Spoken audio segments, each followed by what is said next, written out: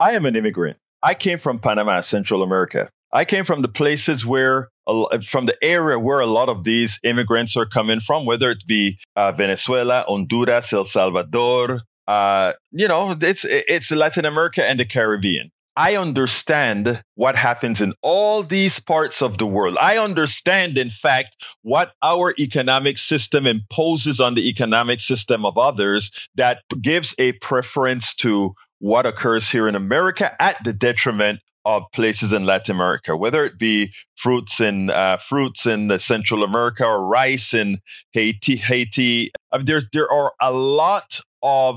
There are a lot of treaties, etc., a lot of stuff, if you will, that goes beyond the scope of this video that causes the migration that we see. And above and beyond that, also political issues. Venezuela. Imagine if we hadn't sanctioned Venezuela the way we are. Imagine if we didn't try to freeze them into oblivion. That is what we do as a country. And this is important for you to understand. That is what we do as a country. Do it or our way or the highway. And if the country says we're not going to do it your way, then we penalize that country. And when we penalize that country, the pain that comes to that country brings a whole lot of people from that country over here looking for relief from what many a times we've imposed on them. But let's forget about that for now. I want to show the psyche of a Latino family and why this particular Latino family decided to vote for Trump and the hypocrisy with which this family decided to go for Trump. We'll discuss it after the series, but it's imperative that you stick around to hear some analysis on my part. And this one family that I've been in touch with here in Las Vegas for months helps explain a lot of what's going on. Take a look. No, not right now. Mario and Mireya Alvarez found the American dream in Las Vegas. Would you like some coffee? They came to the U.S. from Mexico and Guatemala in the 80s. With his job in a supermarket and her job in a casino, they bought a house and raised 3 children. Now they wonder if their kids and grandkids will inherit that dream. Is it still possible to do that for the younger generation? That's my main concern right now. What's going to happen to our new generation? Nowadays, they're not even able to move out of their houses anymore because everything is so expensive. Life wasn't expensive as it is right now. First PlayStation. We first met Mario back in February when he was seriously considering a vote for Donald Trump. He was undecided with previous votes for George W. Bush, Obama, Hillary Clinton, and Biden. At the last minute, he broke for Kamala Harris. But today, he's not upset about the results. I'm kind of like more happy than upset. Why? Because Donald Trump is going to help the country with the economy. The whole household is happy. Mireya and their 29-year-old son, Mario Jr., did vote for Trump. Initially, I will say I did not agree with him. And then I started seeing that he was not afraid to speak his mind. And I noticed that he was not scared to say what he felt, regardless of what people would say. And I think I respect that about him. So you liked his kind of brashness, his personality? Yeah, I would say yes. They're not alone. Across the country, Donald Trump made huge inroads with Latino voters. According to NBC exit polls, 55% of Latino men nationwide voted for Trump, a 19-point jump from 2020. Among Latina women like Mireya, an 8-point gain. And while Vice President Harris won a slight majority of the Latino vote overall, Trump increased his support 14 points from the last election. The top issue among Latino voters, like it is for the Alvarez family, the economy, with immigration a distant fourth. Mario and Mireya both crossed the border illegally as teenagers, but became citizens under President Ronald Reagan's amnesty. They see themselves as different from migrants crossing the border today. In what way do you think they're different? The people that are coming here are the criminals. The ones that did something bad in their country, they're running away from their law. Despite having close family members who are undocumented, migrant invasion, they don't believe they'll end up in Trump's crosshairs. When you hear Trump promise mass deportations, do you worry about them? Yes and no, because the ones that I know, they're doing good. They're not breaking any laws. I believe he's going to start deporting all the bad people. Trump won over the Alvarez family, and many like them. Whether the economy improves and who exactly he chooses to deport may determine if he keeps them. My family is Latino, and a lot of them are immigrants. But at the end of the day, we're American. As I said, when I started the video, I am from Central America.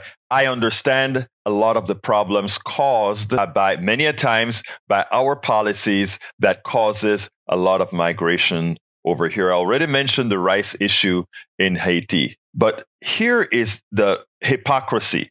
For whatever reason, this woman from, I think she said she's from Honduras or Guatemala, one of Central American countries, my sister country, and the dad, I think, from Mexico, they both came over the border illegally. They're illegal. They were here illegally. And still, those who are trying to get the same opportunity that they had, they want to deny. They came here, they went through the cracks and became citizens. Now, I want to ask you one question. Why do you think this Latino family that understands the reason that they crossed the border, understands the economic opportunity they were seeking, and they did come here and lived a great life, and I'm happy for that, and I don't want them to go back, but that they're so hard on those who are still trying to come, that they're so hard, and not only hard, but maliciously so, as they call them criminals. How did that happen? How are those people coming over now criminals, but you aren't? How did that happen? And that is a major, major issue we have to tackle, because that is where Democrats failed. Donald Trump and his cabal, they were up on radio, social media, and in Spanish. I heard it myself. First of all, demonizing Democrats as not being for you. Demonizing, giving the impression that the border issues didn't really concern Latinos. It concerned criminals. They decentralize the being of those people crossing the border from who they really are. And that abstraction gives that Latino family in, I think it was Las Vegas or wherever, or Reno or wherever they are, the ability to disassociate themselves from those who are crossing now.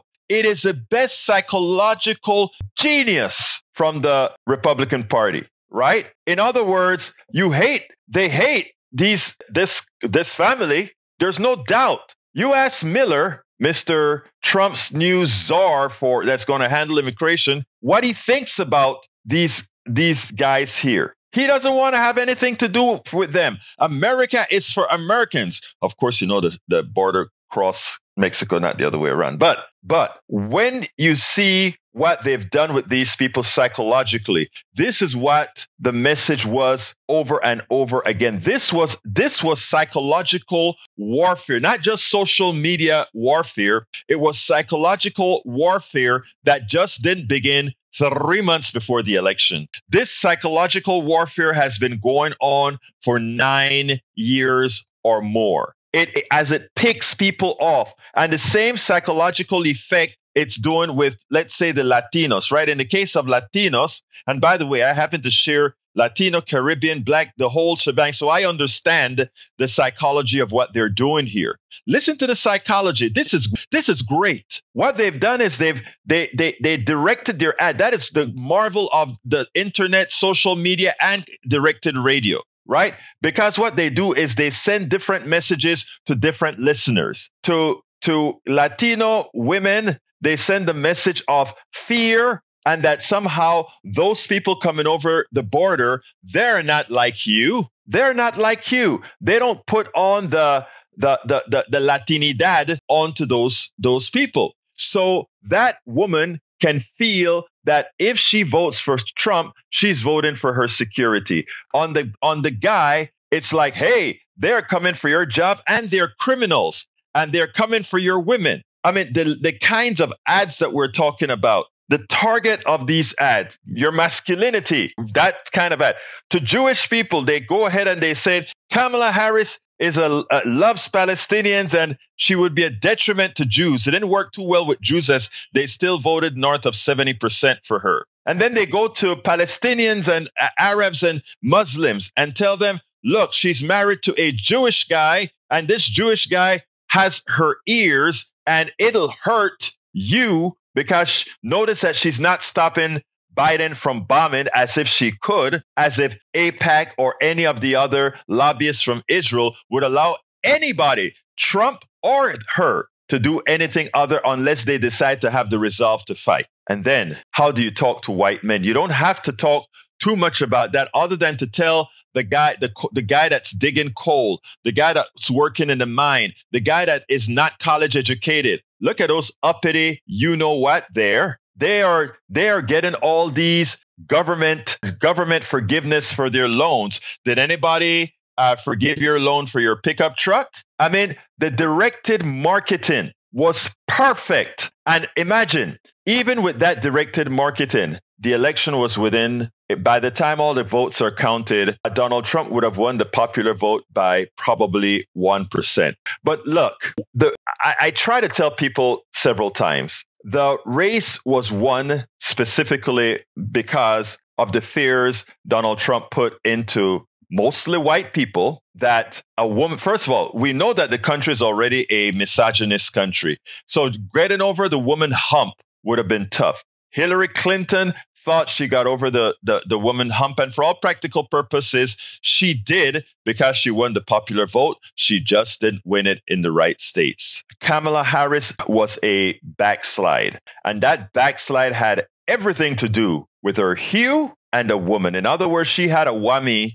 that Hillary Clinton didn't have to overcome. Folks, we have to change this country. We have to make this country a better country. We have to stop the psychological warfare that continuously wealthy people who can afford to can go ahead and mess with people's minds. We need, those of us in the independent media, we need not only funding, we need support so that we can counteract those messages that have gotten to all these people. Imagine if you can convince a Latino that came over here illegally that somebody else doing the same thing is a criminal. That is a great psychological feat. And the only way to arrest that is for us to counter program. What we do here at Politics Done Right, we counteract the programming